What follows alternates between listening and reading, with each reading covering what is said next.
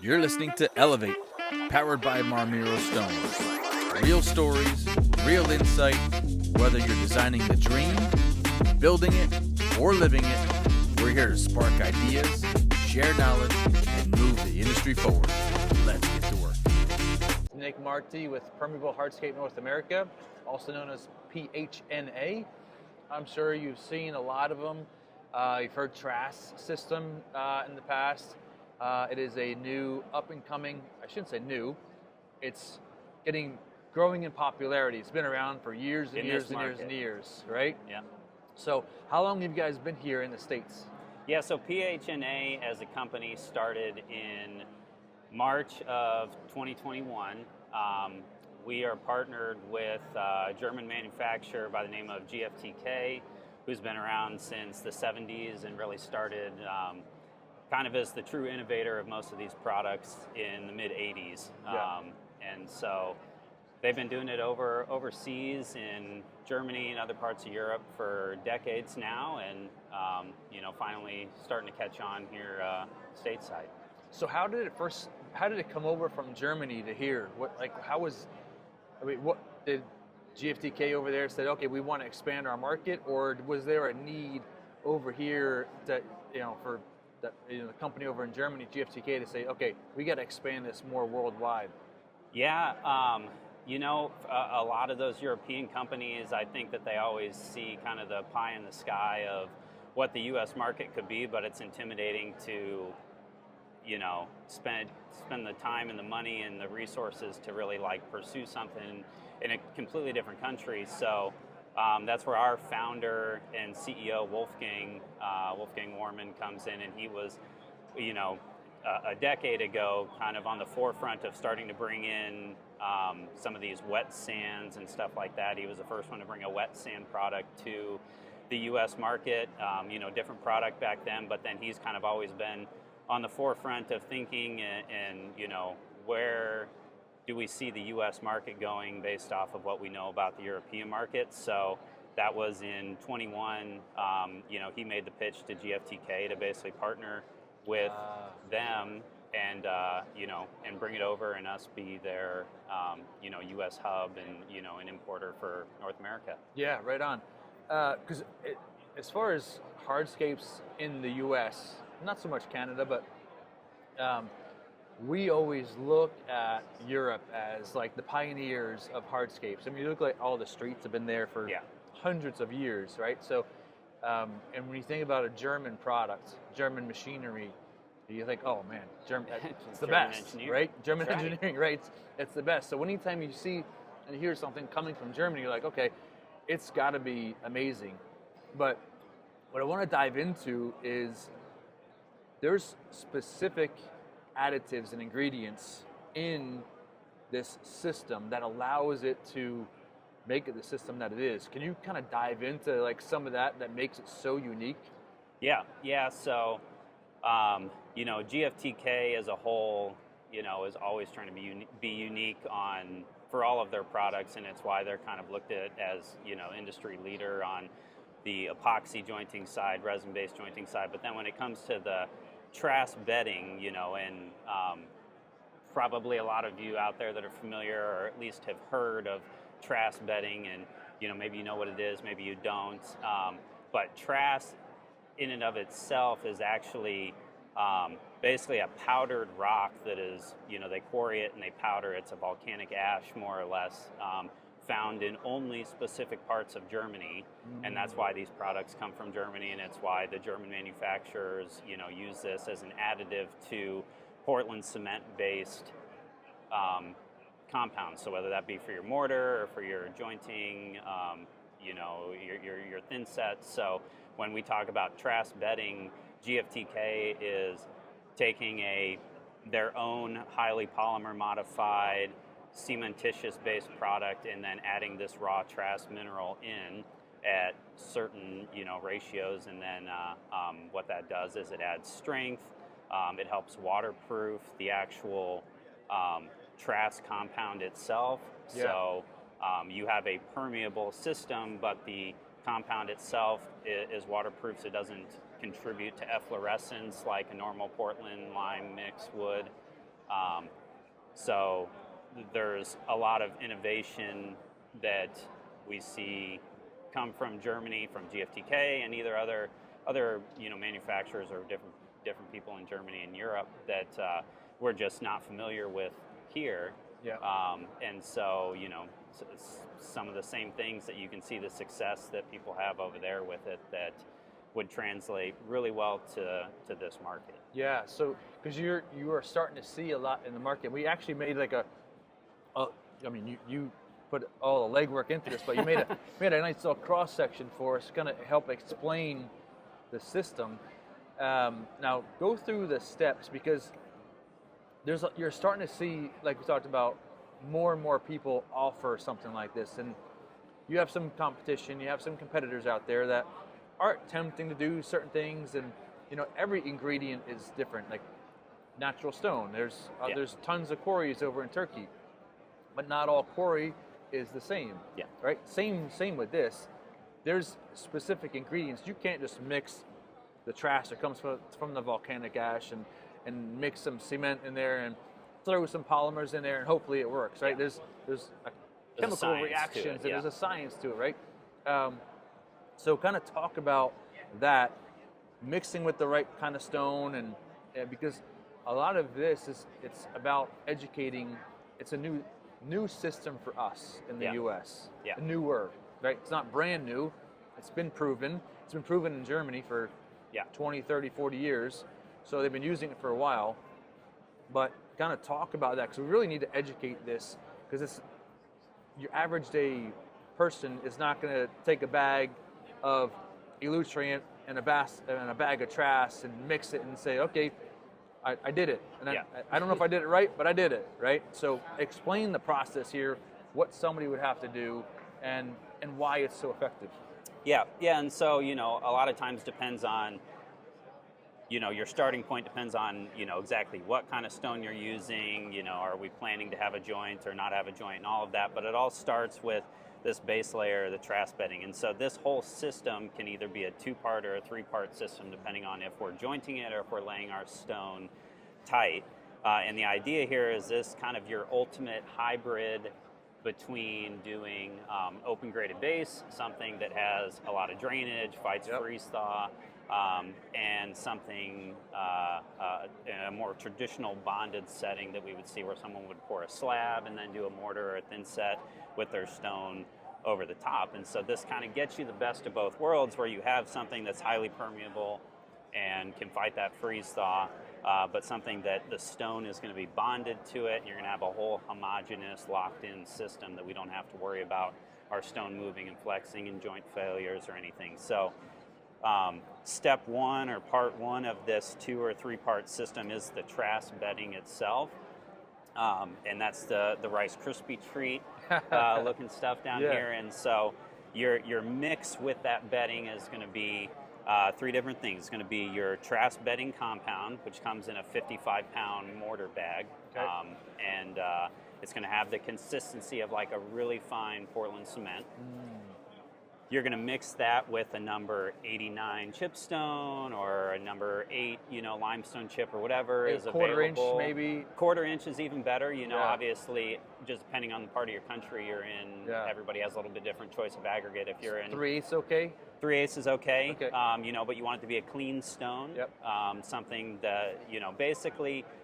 In your area, whatever you would use as your bedding layer for an open graded base system is the same stone that we're going to end up using to actually mix with the Trass bedding itself. So you don't want to mix a 3/4 inch stone. It's way too big, right? 3/4 inch stone is going to be way too big, because our Trass bedding at the end of the day is only going to get laid at about 1.5 inch thickness anyways for a pedestrian system. So your 3/4 inch, in an open graded system, your 3/4 inch is still incorporated in that base buildup, but below your bedding layer. And so we would do the same to keep it free draining, and obviously then your drainage can be, allocated to where it needs to go from there, planned. But your actual bedding layer is just going to be the mixture of the Trass, your number 89 or 8, or, your 1/4 to 3/8 inch clean stone. It can even be a rounded stone.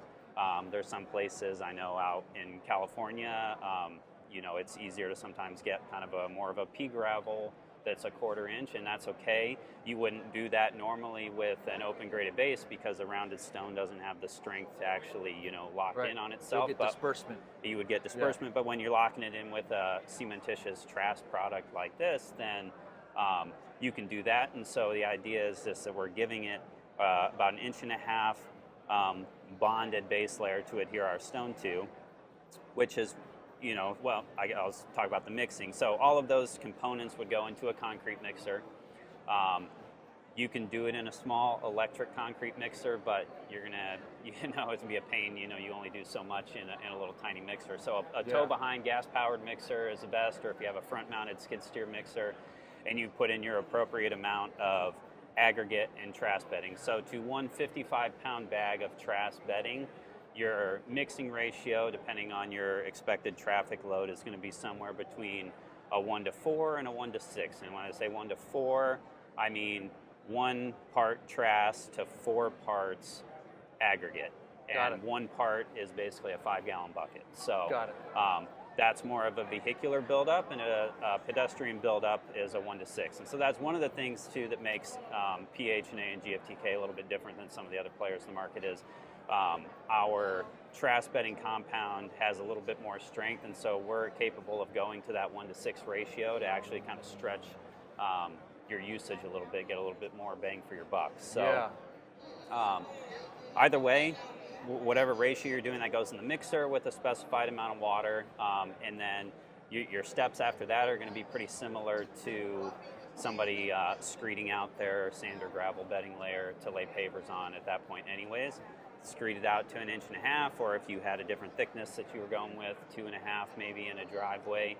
And then while it's still wet, your second part of the system then comes in as your elutriant. This is a thin set, you know, highly polymer modified Trass additive in that as well, because we want to make sure that that thin set itself is, you know, waterproofed and doesn't contribute to any efflorescence, kind of like our Trass bedding does. And so they get set wet to wet to create a nice homogeneous bond. I think that creates a little more strength, but it also allows you to kind of tamp that, not tamp it because you don't use a tamper, but with a dead blow hammer or a mallet, kind of set that stone into your bedding. And if you need to get a little extra 1/4 inch or something as you hit it down to actually, you know, really seat that bond,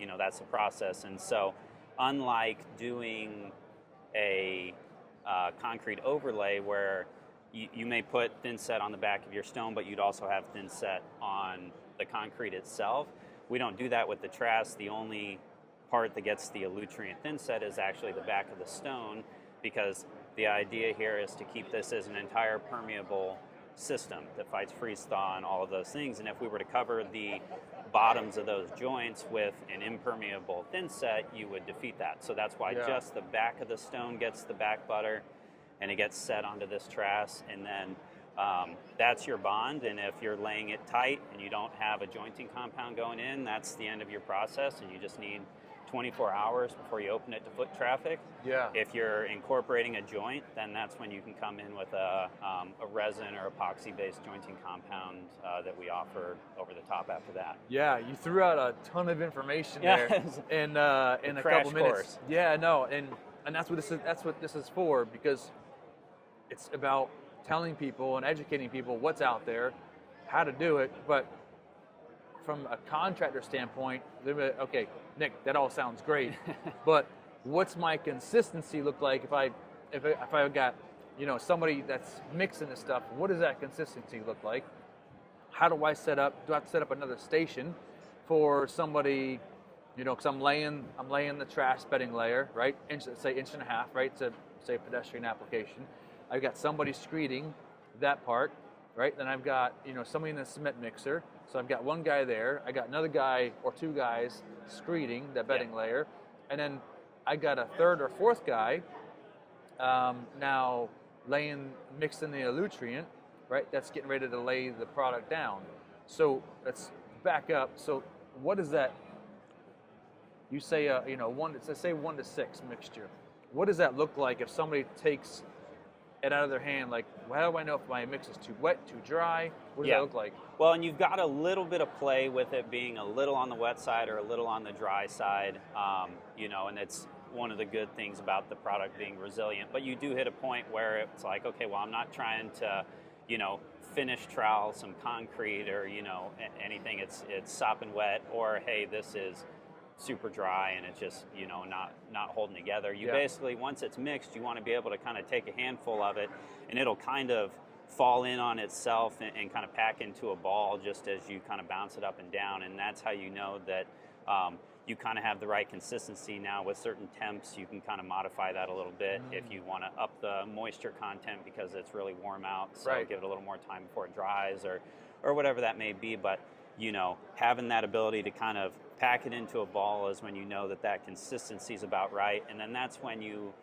go to your screed step. And so obviously everybody, depending on where they're at in the country, the time of year they're laying it, everybody's dealing with different, you know, temperatures and a different climate. And so the products, just like any product, will react a little bit different in, you know, Michigan when it's 60 degrees or, you know, Phoenix when it's 120 degrees. Right. Probably going to pass on installing it when it's 120 degrees because it'll dry so quick. But, you know, your amount that you mix and screed at one time should be whatever you can comfortably get a paver over the top of within an hour or so.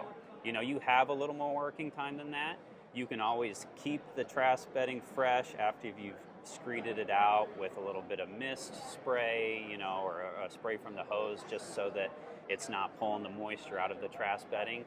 But if you can get a paver on it in an hour, then, you know, that's about how much you mix. So, you know, you talked about crew size, and so again, everybody's a little bit different, but you know, if you have a crew of 4, then you might have one guy mixing the Trass, a couple guys screeding and laying the stone, and one just doing the back butter of the elutrient. And, you know, and so once you get in a groove and kind of understand how quickly you lay it, it gives you an understanding of how much I can mix at one time and all that. Yeah, that's great. So how much elutrient would you need per 100 square feet? And elutrient, again, is that back butter, right? It's going underneath the stone. So if we set up a station and some guy is just, you know, back buttering the stone with elutrient, like how much working area do I have per bag roughly? Yeah, so each bag... Is it a quarter-inch notch? Yeah, so ideally, you know, and it can be modified. Ideally, we're applying the elutrient with a quarter-inch notch trowel on the back side of the stone. Depending on the type of application, we can make it a little soupier if you really wanted to apply it with a brush, but, you know, sometimes that can get a little messy. So the easiest way is just a quarter-inch notch trowel, and that's going to give you 75 to 85 square feet coverage per bag. Got it. And so the bag of elutrient is going to come and it's going to look just like the Trass bedding. It's just going to say elutrient and have a different color on the front of it than the Trass bedding. And unlike the Trass, where we want to mix full batches at a time so that we can make sure that we really get that ratio down, the elutrient has a little bit more workability on. Some people might want it to be a little more firm. Some people might want it to be a little more runny, just depending on, again, stone type or personal preference. So you can kind of mix it as you go. You don't need to mix 55 pounds of elutrient at one time. You can dump 20 pounds into a 5-gallon bucket, add some water, mix it, and once you kind of get the consistency you're looking for, it's about a 2-minute mix, and then you let it set for a minute or two, and then kind of, you know, just reactivate it for another 30 seconds, and then it's good to use. So, excellent. And then, Are you looking for 100% coverage on back butter? Yeah, close to it. You know, you don't have to get it so that it's wrapping around the sides or anything. Obviously, too much.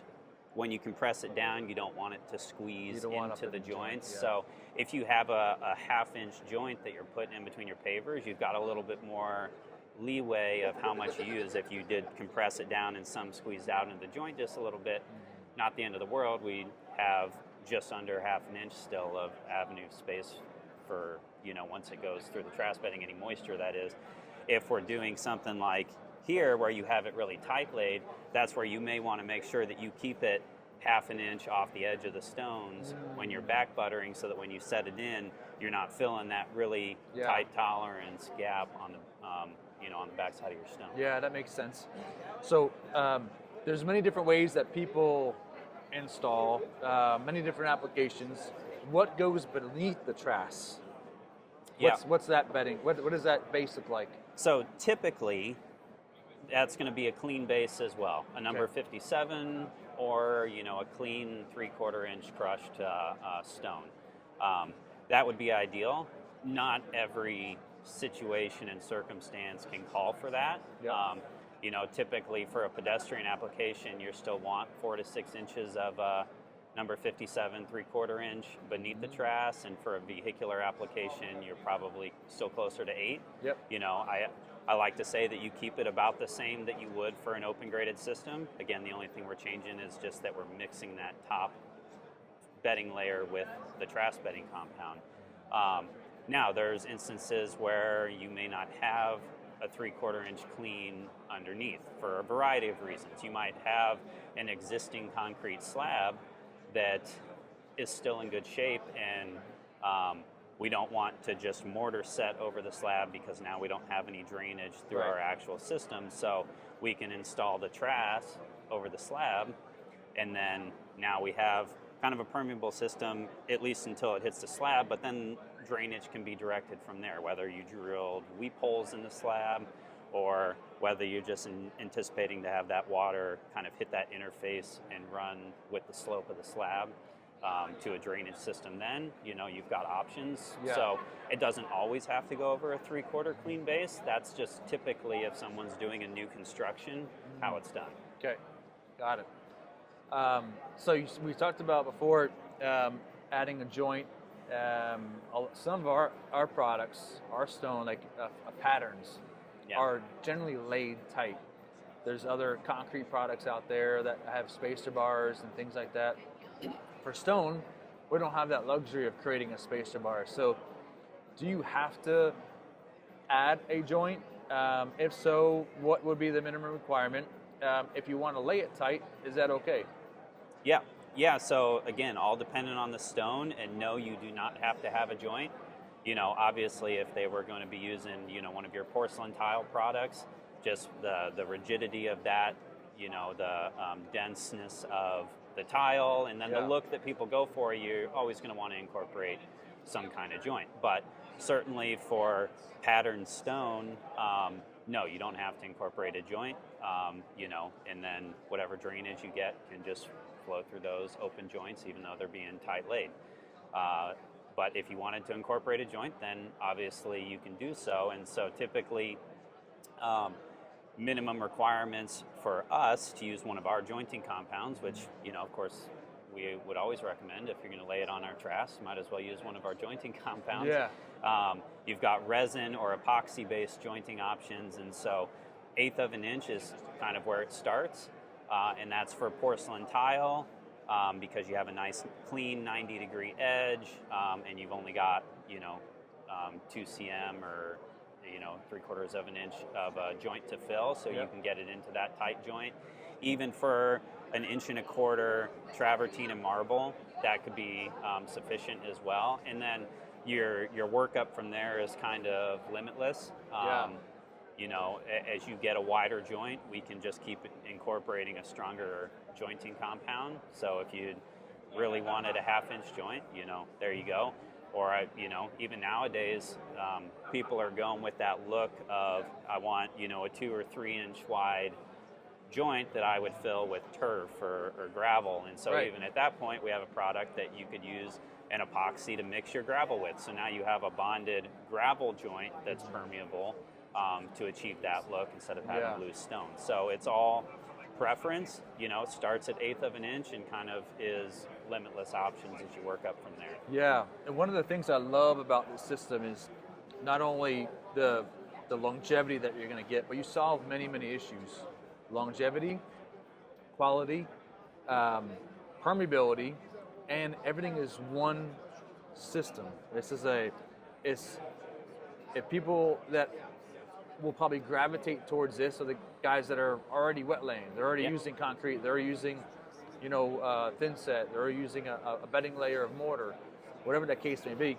They can easily go to this, and it'll be a seamless transition. Yeah. However, what you're solving is instead of shedding the water, and we always talk about controlled water. We see so many times, especially with our products, when somebody wants to wet lay, is that we require you got to put something in the joint, right? Because you have to control the water. You control the water, you solve 90% of your problems and your issues. So if this system will allow the water, you're creating a wet lay system that is permeable, right? Now you're controlling the water, but you're keeping it on site. You're keeping it contained. Whether you do with that water that goes through, whether you let it drain naturally into the soil, whether you bring it into another containment system, whatever you want to do. But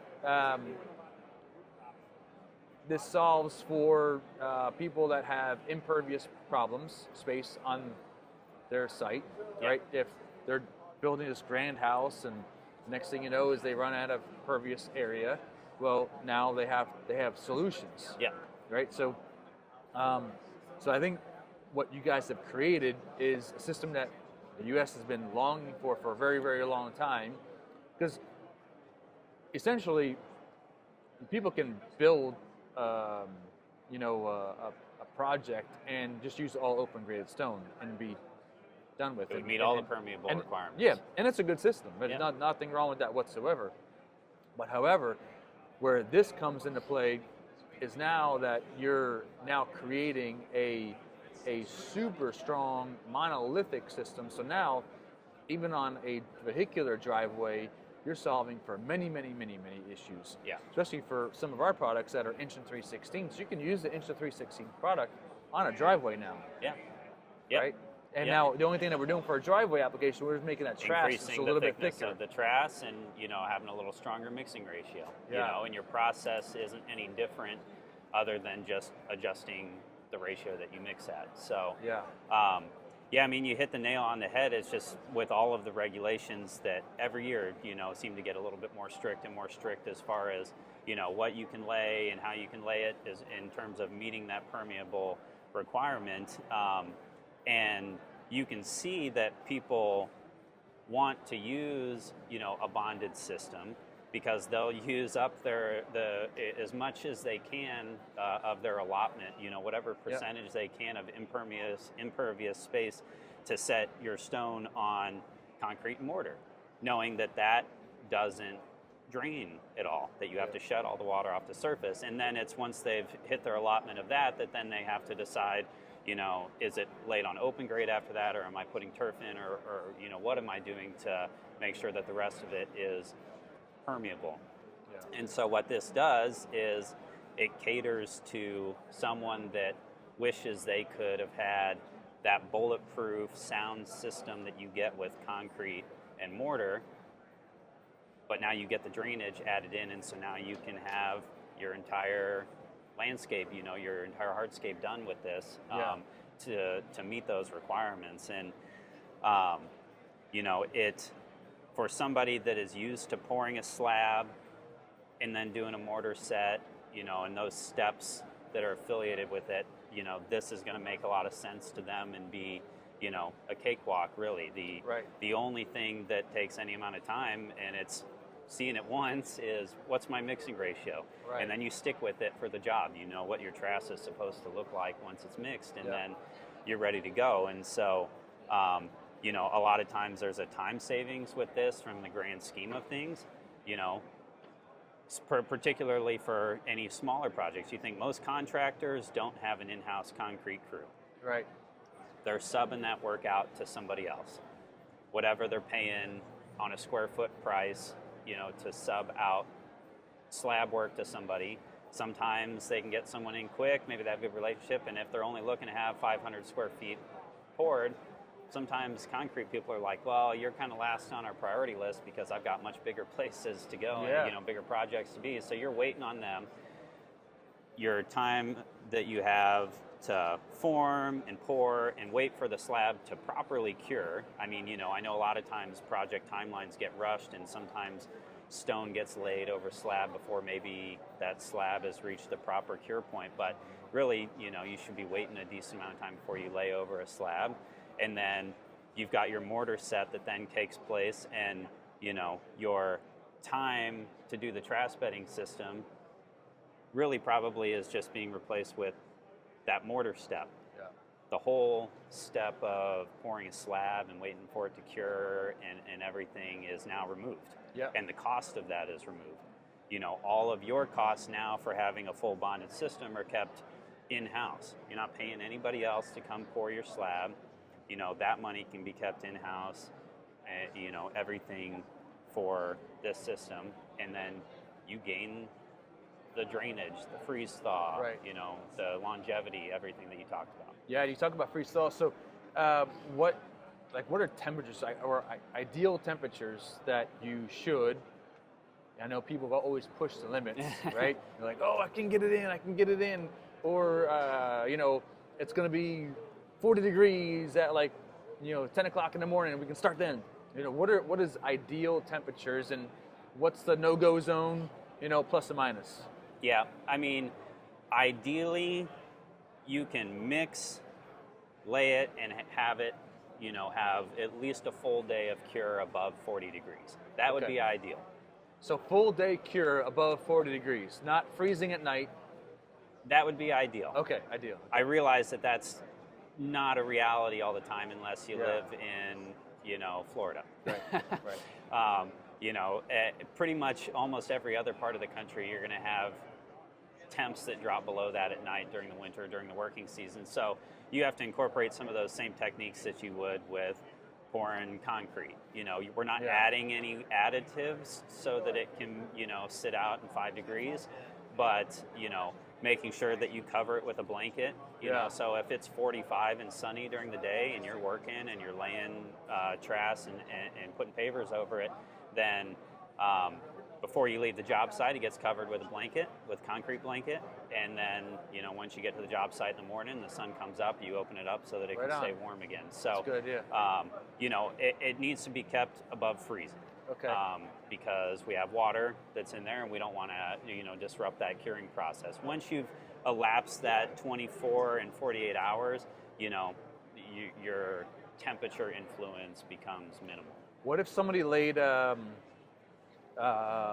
plastic over top to almost create if they knew it was going to get freezing, create like a greenhouse effect underneath to keep it warm? Because I know that there are plenty of studies that happen where it's 20 degrees air temperature, but when you have a permeable system below that, it never freezes because you have all that all the open space, right, to create all the airflow. So realistically, below that, it's not really freezing, right? So which probably helps with the curing process. And I've witnessed this a few times being installed, and one time was in the summertime, another time it was super bitter cold. Trying to lift this off in cooler temperatures just after 6 hours was impossible. So I was super impressed. That's why I want to let people know, people are always going to push the limits. They're always going to say, well, Nick said this, and even though the bag says this, I did it and it still worked, right? Everybody's going to do that. They do it with our stone. They do it with anything you tell them not to do something. That's the life of the contractor. They'll still do it, which is fine. They gotta make money, but and we just gotta let people know that there are certain limits. There's limitations, but you can push. There's other things that you can do, like you said. Warm things up. Keep it a little bit warmer. Keep it right around where you want it to be. Just to have, because you're curing cement, right? So you have a curing process to take place, but. The first time I saw this, I was sold immediately on the process of how to do it, how it works. And I'm super impressed about you, and I know your dad is out there with you, beating the street, educating. Cowboy Larry. Yeah, Cowboy Larry. That knows. Man, I just the service that you guys offer is if not the best, it's one of the best I've ever seen when it comes to a product. Because there's so much education that goes involved in it. And you guys are hands-on. You guys, you don't just want to sell the product. You want it done right. You want it sold right. You want to keep that good name for the product because it's an amazing product. You have other people that are maybe more fancier, flashier on social media that it looks good, and we tested some other materials too, but this one here is with PHNA and GFTK is unbelievable, and I know we're just sort of scratching the surface. How people that are watching this, or how can people get the product? Yeah. Because you guys distribute nationwide, Yeah. right? So you have distributors. So we've got a dealer network, and that's something that you can always, go to our website and call our main line, and based on where you are in the country, we can kind of pinpoint you to where, where or who you need to be in contact with to purchase the product, and then obviously, through you guys, if you're laying Marmiro stone, then it only makes sense to lay it on a good system. No reason to spend good money on good stone and then not install it in a way that's meant to last. So based on where you are, you contact us and we can kind of point you in the right direction from there. And one thing I love too is that if somebody's doing a project for the first time, and and happened with us too. We sold the project, and these guys were tile contractors, so they were used to laying stuff. So it was a kind of a good, easier transition for that customer. But you guys were out there getting your hands dirty, making sure they were doing it the right way, helping us with educating the contractor as well. But how do people get in touch with you if somebody wants to learn more about the system? Yeah. Same way. You can always give us a call through our number on the website, and get directed to me. Otherwise you can get in touch with us on social media platforms and reach out to us that way. Yeah. But in terms of the training and things like that, I mean, it's personal for us because we are passionate about the products. It's not just a means of me to go out there and make a quick buck. That's not what I'm in it for. I truly like meeting contractors and showing them the ropes on something new and how to do it, and kind of seeing their evolution of, okay, well, this is great, it's a new product, and then seeing what all of them can construct with our products, because at the end of the day, our product is just there to help companies like yours and the beautiful stone that you have to create something really cool. And so the Trass bedding's not seen at the end of the day, but if we can help create beautiful landscapes and hardscapes that are meant to last, then that's why we travel and meet with people around the country. We have a small team still, but that doesn't mean that we're not passionate about making sure that everybody gets their time that they need to really understand how to use the products. And at the end of the day, I mean, it helps us too, making sure that someone is comfortable and familiar with the products, that they have a good experience. The first time that they use it means that they don't have any issues, and they keep coming back, and then we don't have any issues. Everybody, gets to be happy all together. Yeah, and Nick Lavasio with our company, he always says it right. If you fail, we fail. Yeah. Right. So, and I love when he says that, because it's all about bringing your experience. That's sort of what this podcast is about: is bringing everybody's experience together, to make everybody better. Because there's a lot of great products out there, and just offering what you guys are bringing to the table, we really, really appreciate it. Yeah.